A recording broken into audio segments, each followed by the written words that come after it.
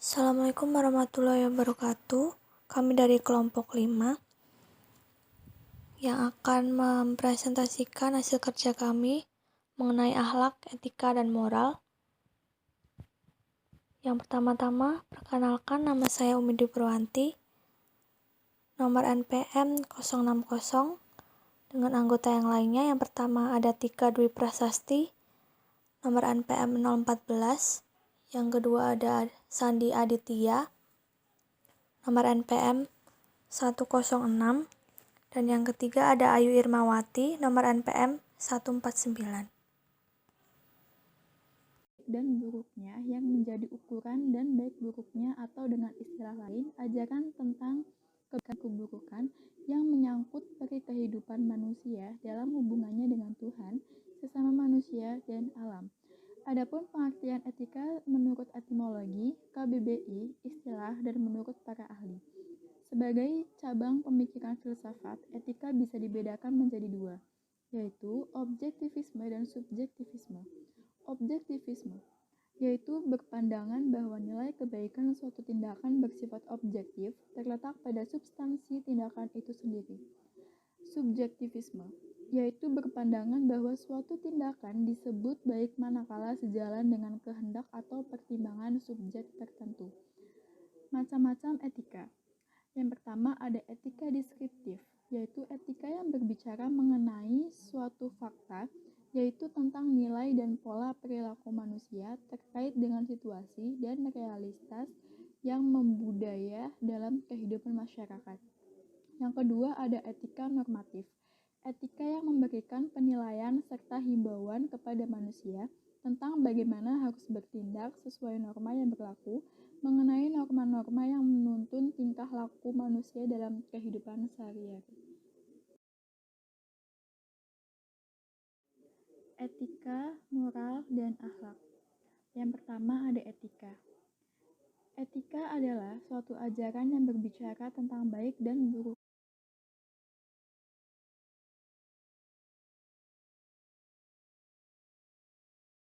Yang kedua ada moral. Pengertian moral. Adapun arti moral dari segi bahasa berasal dari bahasa Latin, mores yaitu jamak dari kata mos yang berarti adat kebiasaan. Di dalam Kamus Umum Bahasa Indonesia, dikatakan bahwa moral adalah penentuan baik buruk terhadap perbuatan dan kelakuan. Selanjutnya, moral dalam arti istilah dalam suatu istilah yang digunakan untuk menentukan batas-batas dari sifat, perangai, kehendak, pendapat, atau perbuatan yang secara layak dapat dikatakan benar, salah, baik, dan buruk. Macam-macam moral. Pertama ada moral ketuhanan. Semua hal yang berhubungan dengan keagamaan atau religius berdasarkan ajaran agama tertentu dan pengaruhnya terhadap diri seorang. Yang kedua ada moral ideologi dan filsafat. Segala hal yang berhubungan dengan semangat kebangsaan, loyalitas kepada cita-cita bangsa dan negara. Yang ketiga ada moral etika dan kesusilaan. Beberapa hal yang berkaitan dengan etika dan kesusilaan yang dijunjung oleh masyarakat, bangsa, dan negara secara budaya dan tradisi. Yang keempat ada moral disiplin dan hukum. Salah satu hal yang berhubungan dengan kode etika profesional dan hukum yang berlaku di masyarakat dan negara. Yang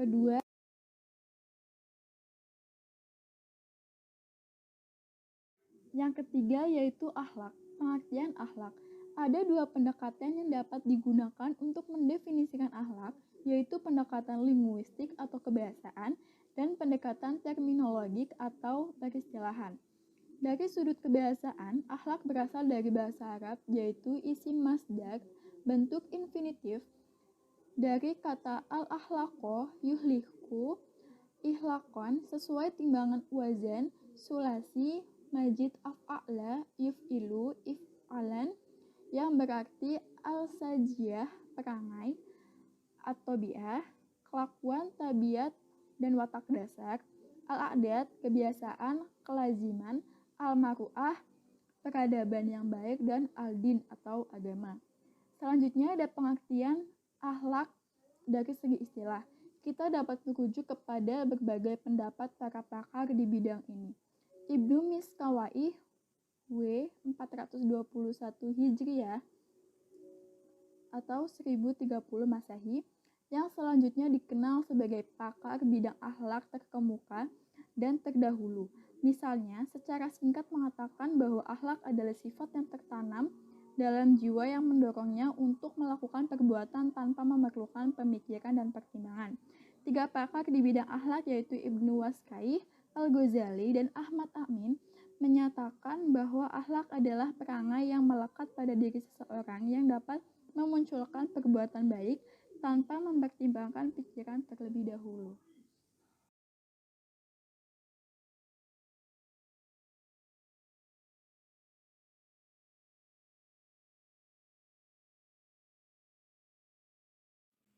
Macam-macam akhlak. Yang pertama ada akhlak mahmudah, yaitu segala tingkah laku yang terpuji dapat disebut juga dengan akhlak fadilah atau akhlak yang utama. Contohnya yaitu dengan bersifat baik, benar, amanah, adil, kasih sayang, hormat, berani, kuat, malu, menjaga kesucian diri, serta menepati janji. Yang kedua ada akhlak mazmunah, yaitu perangai atau tingkah laku yang tercermin pada diri manusia yang cenderung melekat dalam bentuk yang tidak menyenangkan orang lain. Contohnya, yang pertama ada ananiyah atau egois, yang kedua ada al-buhtan atau dusta, yang ketiga ada al-ghadab, pemarah, yang keempat ada al-hasad, dengki, yang kelima ada istikbar, sombong, yang keenam ada israf, berlebihan, yang ketujuh ada al-ifsad, berbuat kerusakan, yang kedelapan ada al-namimah, mengadu domba, yang kesembilan ada al-siriyah atau berolok-olok.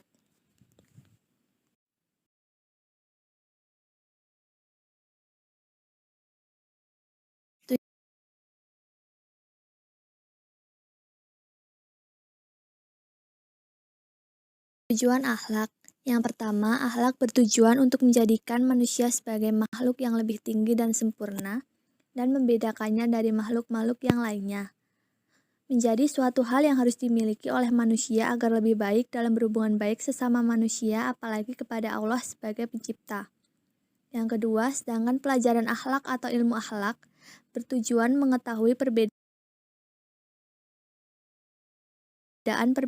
perangai manusia yang baik dan buruk, agar manusia dapat memegang dengan perangai-perangai yang baik dan menjauhkan diri dari perangai-perangai yang jahat, sehingga terciptalah tata tertib dalam pergaulan masyarakat. Yang ketiga, yang hendak dikendalikan oleh akhlak ialah tindakan lahir manusia. Tetapi karena tindakan lahir itu tidak akan terjadi jika tidak didahului oleh gerak-gerik batin, yaitu tindakan hati, maka tindakan batin dan gerak-gerik hati pun termasuk lapangan yang diatur oleh akhlak manusia. Tetapi baik buruk itu tergantung kepada tindakan hatinya.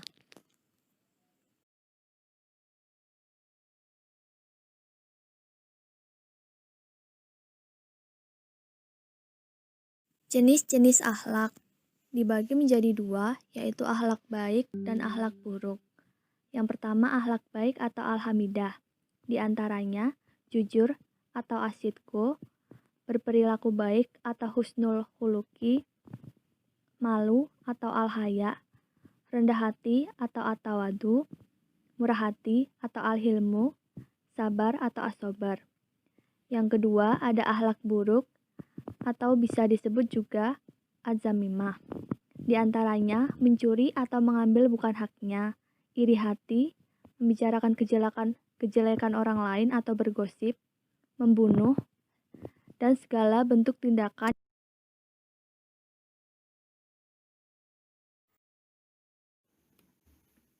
Ruang lingkup akhlak dan perbedaannya dengan etika dan moral.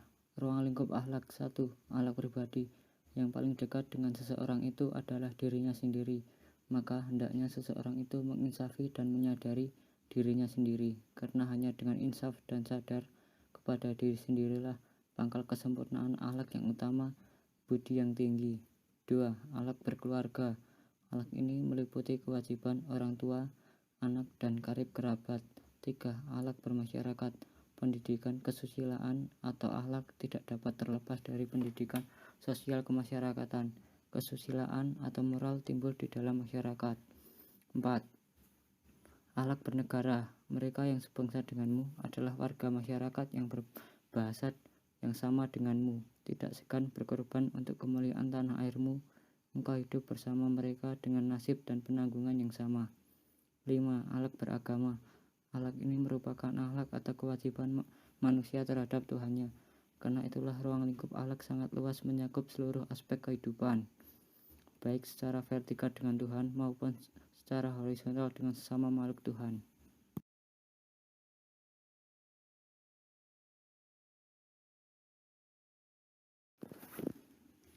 Faktor-faktor yang mempengaruhi akhlak. Ada 3 aliran yang sudah amat populer mempengaruhi akhlak. 1. Aliran nativisme. 2. Aliran empirisme. 3. Aliran konvergensier. Adapun faktor yang berasal dari luar dirinya secara langsung atau tidak langsung, disadari atau tidak, semua yang sampai kepadanya merupakan unsur-unsur yang membentuk akhlak. Faktor-faktor tersebut adalah keturunan, lingkungan, rumah tangga, sekolah, pergaulan atau persahabatan, penguasa dan pemimpin. Perbedaan akhlak, moral, dan etika. 1. Akhlak bersifat transendental, sedangkan moral dan etika bersifat relatif, dinamis, dan nisbi. 2. Etika sebagai aturan baik dan buruk yang ditentukan oleh akal pikiran manusia bertujuan untuk menciptakan keharmonisan.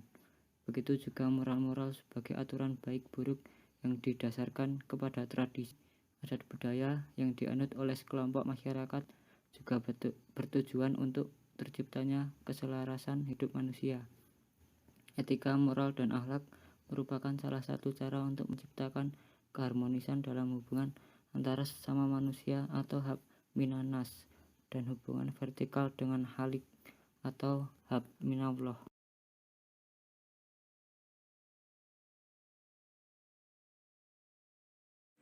Karakteristik atau ciri-ciri etika Islam.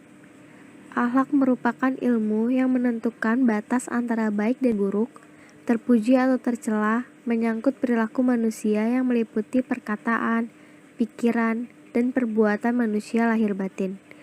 Akhlak secara substansial adalah sifat hati, bisa baik, bisa buruk yang tercermin dalam perilaku.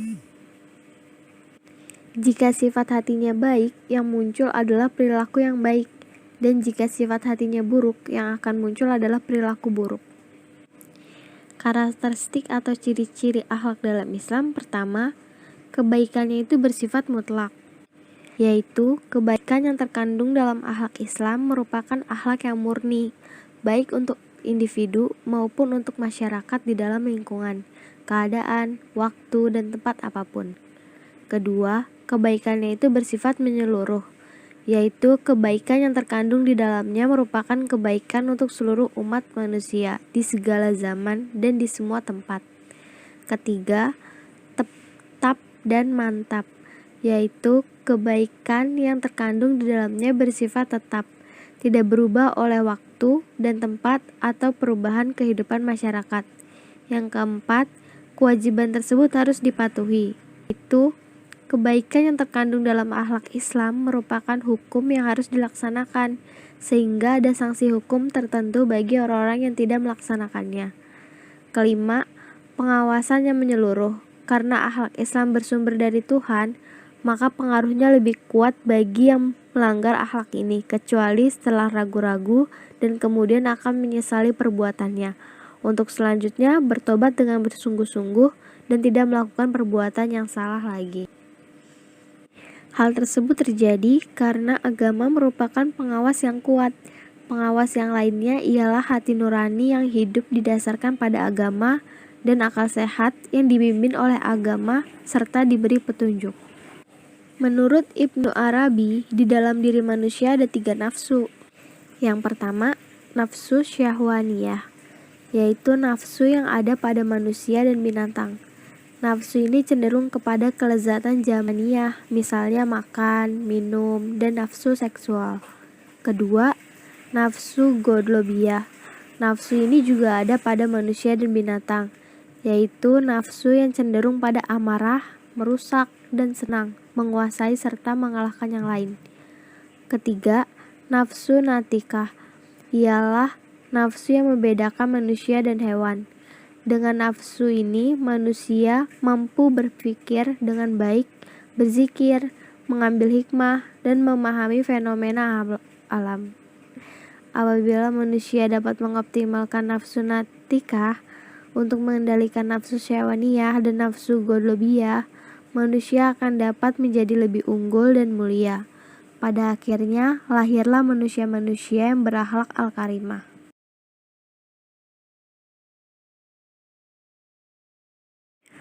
Hubungan tasawuf dengan akhlak.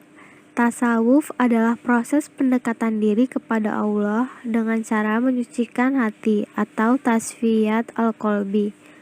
Hati yang suci tidak hanya bisa dekat dengan Allah Subhanahu wa taala, tetapi malah dapat mengenal Allah Subhanahu wa taala atau al-marifah.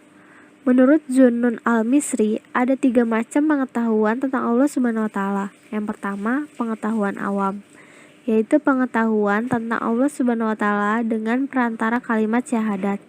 Yang kedua, pengetahuan ulama, yaitu pengetahuan tentang Allah Subhanahu wa taala menurut logika akal. Yang ketiga, pengetahuan kaum sufi, pengetahuan tentang Allah Subhanahu wa taala dengan perantara hati sanubari. Pengetahuan yang hakiki tentang Allah Subhanahu wa taala adalah pengetahuan yang disertai dengan kesucian hati. Telah dijelaskan bahwa akhlak adalah sifat hati yang mendasari perilaku manusia, dan tasawuf adalah caranya untuk membersihkan dan mensucikan hati. Maka hubungan antara tasawuf dan akhlak menjadi sangat erat dan penting karena satu sama lain saling mendukung.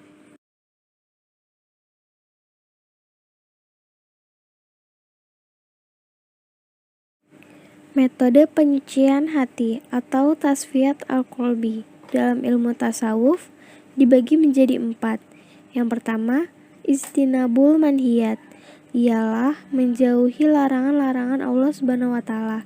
Yang kedua, adaul wajibat, ialah melaksanakan kewajiban-kewajiban Allah Subhanahu wa taala.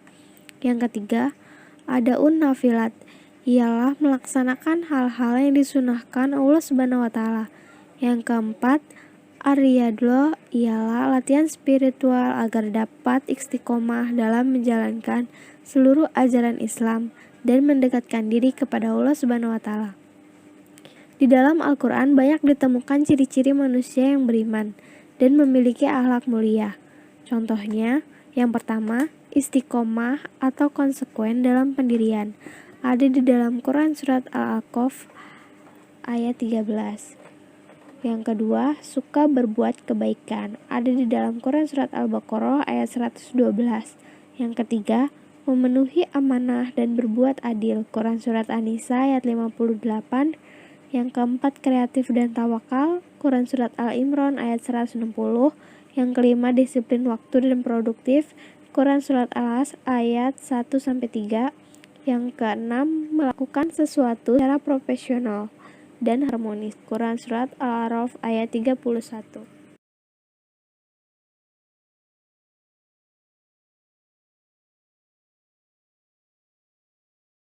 Aktualisasi akhlak dalam kehidupan masyarakat. Aktualisasi akhlak adalah bagaimana seseorang mengimplementasikan iman yang dimilikinya dan mengaplikasikan seluruh ajaran Islam ke dalam tingkah laku sehari-hari. Akhlak kepada Allah. Yang pertama, beribadah kepada Allah, yaitu dengan melaksanakan perintah untuk menyembahnya sesuai dengan syariat Islam. Yang kedua, berzikir kepada Allah, yaitu mengingat Allah dalam berbagai situasi dan kondisi, baik diucapkan dengan lisan maupun dalam hati. Yang ketiga, berdoa kepada Allah.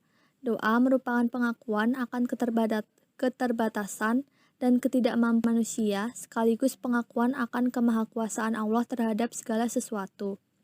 Yang ketiga, tawakal kepada Allah, yaitu berserah diri sepenuhnya kepada Allah dan menunggu hasil pekerjaan atau menanti akibat dari suatu keadaan.